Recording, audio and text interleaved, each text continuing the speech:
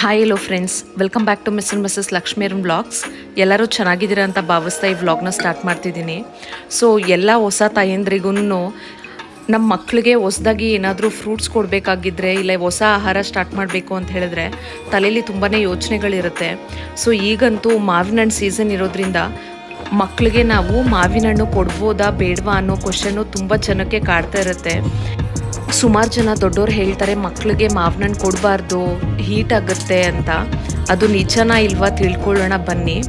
So ಮಾವಿನ ಹಣ್ಣಲ್ಲಿ ತುಂಬಾ ಪೋಷಕಾಂಶಗಳಿದೆ ಮತ್ತು vitamin A, vitamin C, potassium ಮತ್ತು ಆ್ಯಂಟಿ ಆಕ್ಸಿಡೆಂಟ್ಸ್ ಇರೋದ್ರಿಂದ ಇದು ತುಂಬಾ ಒಳ್ಳೆಯದು ಮತ್ತು ಮಕ್ಕಳಿಗೆ ರೋಗ ನಿರೋಧಕ ಶಕ್ತಿನ ಹೆಚ್ಚಿಸುತ್ತೆ. ಇದು ಸಾಫ್ಟಾಗಿರುತ್ತಲ್ಲ, ಮಕ್ಕಳಿಗೆ ಬೇಗ ಜೀರ್ಣನೂ ಆಗುತ್ತೆ.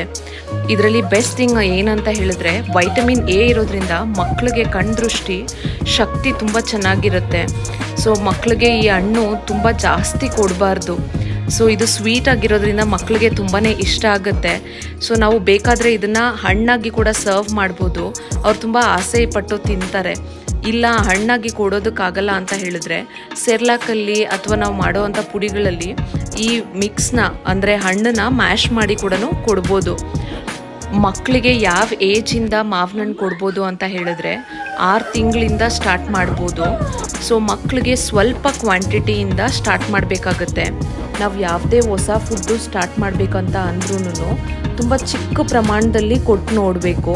ಸೊ 3 ದಿನ ನಾವು ಕಾದು ನೋಡಿ ಮಕ್ಕಳಿಗೆ ಯಾವುದೇ ರೀತಿಯಾಗಿರುವಂಥ ಸೈಡ್ ಎಫೆಕ್ಟ್ಸ್ ಆಗಲಿಲ್ಲ ಅಂತ ಹೇಳಿದ್ರೆ, ಅಂದರೆ ಚರ್ಮದಲ್ಲಿ ಉರಿ ಇಲ್ಲಾಂದರೆ ಉಸಿರಾಟದಲ್ಲಿ ತೊಂದರೆ, ಅಕಸ್ಮಾತ್ ಅಲರ್ಜಿ ಏನಾದರೂ ಆಗಲಿಲ್ಲ ಅಂತ ಅಂದರೆ ಮಾತ್ರ ನಾವು ಕಂಟಿನ್ಯೂ ಮಾಡ್ಬೋದು.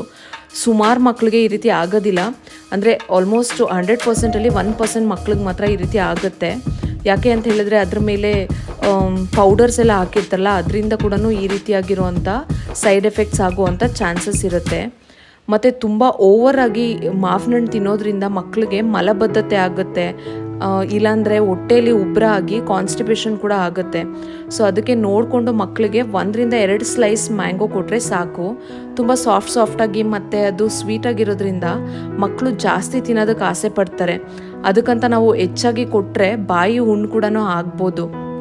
ಯಾವುದೇ ಫುಡ್ ಆಗಲಿ ಮಿತವಾಗಿ ಕೊಟ್ಟರೆ ಅದು ಆರೋಗ್ಯಕ್ಕೆ ತುಂಬಾ ಒಳ್ಳೆಯದಾಗುತ್ತೆ. ಮತ್ತು ಮಕ್ಕಳಿಗೆ ಇದು ಮಾವಿನ ಹಣ್ಣು ಕೊಡೋವಾಗ ತುಂಬಾ ರೈಪ್ ಆಗಿರೋದು ಕೊಡೋದು ತುಂಬ ಒಳ್ಳೆಯದು. ಯಾಕೆ ಅಂತ ಹೇಳಿದ್ರೆ ಅವರು ಸ್ವ್ಯಾಲೋ ಮಾಡೋದಕ್ಕೆ ಈಸಿ ಆಗುತ್ತೆ.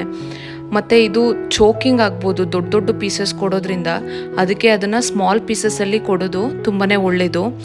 ಮತ್ತು ನಾವು ಯಾವುದೇ ರೀತಿಯಾಗಿರುವಂಥ ಹೊಸ ಫುಡ್ನ ಮಕ್ಕಳಿಗೆ ಇಂಟ್ರಡ್ಯೂಸ್ ಮಾಡಬೇಕು ಅಂತ ಹೇಳಿದ್ರೆ ಮಾರ್ನಿಂಗ್ ಟೈಮ್ ಕೊಡೋದು ತುಂಬಾ ಒಳ್ಳೆಯದು.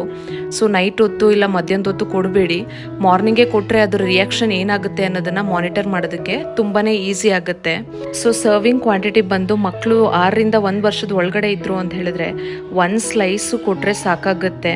ನೀವು ಹೊಸದಾಗಿ ಮಕ್ಕಳಿಗೆ ಮಾವಿನ ಹಣ್ಣು ಇಂಟ್ರಡ್ಯೂಸ್ ಮಾಡಿದ್ಮೇಲೆ ಏನಾದರೂ ಅಲರ್ಜೀಸ್ ಕಂಡು ಬಂದಲ್ಲಿ ನೀವು ಡಾಕ್ಟರ್ನ ಕನ್ಸಲ್ಟ್ ಮಾಡೋದು ತುಂಬಾ ಒಳ್ಳೆಯದು. ಸೊ ಇದರಿಂದ ನಮ್ಗೇನು ಅರ್ಥ ಆಗುತ್ತೆ ಅಂತ ಹೇಳಿದ್ರೆ, ಅಫ್ಕೋರ್ಸ್ ನಾವು ಮಕ್ಕಳಿಗೆ ಮಾವಿನ ಹಣ್ಣು ಕೊಡ್ಬೋದು, ನಾವು ಮಾತ್ರ ಎಂಜಾಯ್ ಮಾಡೋದಲ್ಲದೆ ಅವರು ಕೂಡ ಈ ಸೀಸನಲ್ಲಿ ಮಾವಿನ ಹಣ್ಣು ಎಂಜಾಯ್ ಮಾಡಲಿ. ಇನ್ಯಾಕೆ ತಡ, ಈ ಸೀಸನ್ ಮುಗಿಯೋಷ್ಟೊತ್ತಿಗೆ ನಿಮ್ಮ ಮಕ್ಕಳಿಗೆ ಒಳ್ಳೆ ರುಚಿಯಾಗಿರುವಂಥ ಮಾವಿನ ಹಣ್ಣಾಗಿ ತಂದು ಕೊಡಿ. ಈ ವ್ಲಾಗು ನಿಮಗೆ ಹೆಲ್ಪ್ಫುಲ್ ಆಗಿದೆ ಅಂತ ಬಯಸ್ತಿದ್ದೀನಿ. ಈ ವ್ಲಾಗ್ ನಿಮಗೆ ಇಷ್ಟ ಆಗಿದ್ರೆ ದಯವಿಟ್ಟು ಒಂದು ಲೈಕ್ ಮಾಡಿ, ಶೇರ್ ಮಾಡಿ ಮತ್ತು ಕಮೆಂಟ್ ಮಾಡಿ. ಇನ್ನೂ ಹೆಚ್ಚಿನ ಮಾಹಿತಿಗೆ ನಮ್ಮ ಚಾನಲ್ನ ಸಬ್ಸ್ಕ್ರೈಬ್ ಮಾಡಿ. Thank you for watching. Will catch you in next vlog.